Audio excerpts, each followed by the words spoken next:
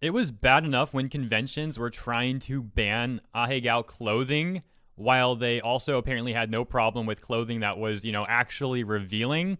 The argument made no sense. We don't want kids seeing Ahegao, but you can let them see, like, cosplays that are legitimately revealing. Again, it doesn't make much sense. Now, that was one thing. Here's a whole other issue. Take a look at this tweet. It says, okay, I just found out that doing Ahegao, if you're white, is not okay. A certain buzzword has been replaced. It says, I'm really sorry for being so ignorant for so long. I'll be deleting all my Ahegao posts. What's their source for this wonderful information, this revelation that they've had? Well, apparently this is the source. This Twitter account made a very educational thread about this, and I just retweeted it, so go read that. I also realized that thread was posted in July, and I didn't see it till now.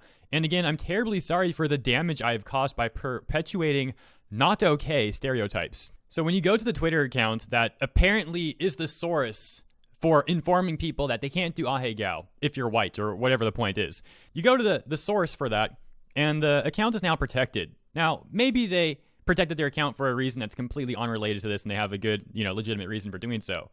However, I think the more likely situation here is that they were getting a lot of reasonable pushback for what is probably a bad and bigoted take, and then they go protected because they don't actually stand by what they said. And well, here's what they said. You see, the account is protected, but I already took screenshots of this a couple days ago. I've been aware of this topic for a while.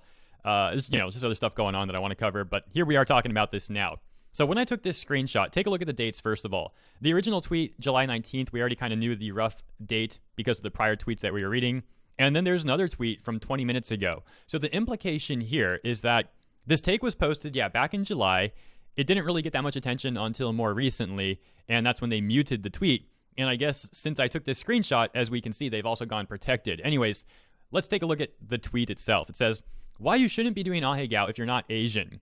A key point in understanding why this isn't ethical for non-Asians, especially white people, to do is acknowledging that there are stereotypes specific to women of color, which constantly disempower us.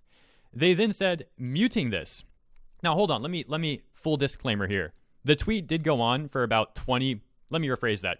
The take went on for about 20 other tweets that I'm not going to show. I have the screenshots, but on top of it just being really redundant to read, the reason I really don't want to go through it all is because the final point right down here, let's skip to this for a moment. She says, if you want to engage, do it on my OnlyFans.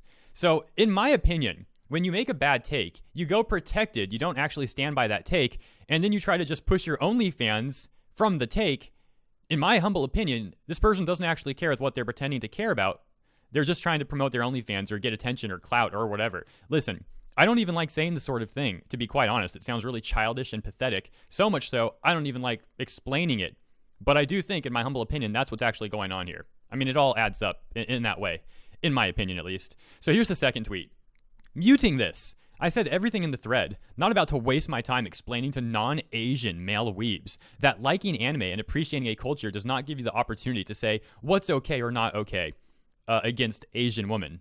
If you want to engage, do it on my OnlyFans. So whatever the reasoning is here, apparently this person thinks that it is okay for them to speak for all Asian women. I gotta be honest, man, this really comes off like, by the way, if you didn't notice, this Twitter account also in their bio puts top 4.9% on OnlyFans. Oh, so how this comes off to me is that this person is just trying to stifle the competition. It's like, it really feels like they're worried that other people on OnlyFans doing Ahegao is going to give them like a competitive advantage or something. Like, I really think there's a large, fragile ego involved here. So much so that they will stand on the ground of, these buzzwords, acting like they care about these issues, when I think the only thing they actually care about is their OnlyFans. Again, I'm not stating this as fact, I'm stating my opinion. The other thing that's so pathetic to me about this whole situation is the first tweet we went over, that first account that sees one thing on Twitter and instantly believes it. Oh, this creator says that we can't do Ahegao. Okay, they must be right. 100% they're right. I'm not going to question it at all because I lack critical thinking.